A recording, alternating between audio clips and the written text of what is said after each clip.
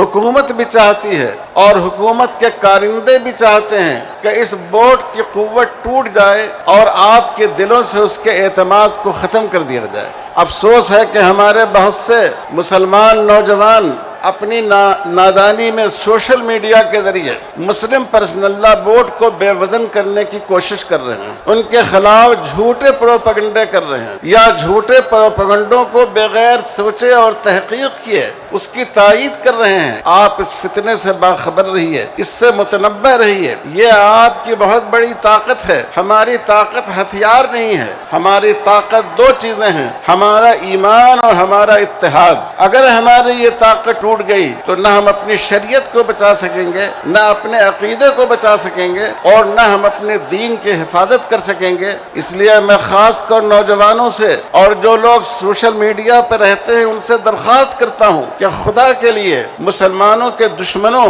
और फिरका परस्त ताकतों की साजिश का शिकार न हो जाइए।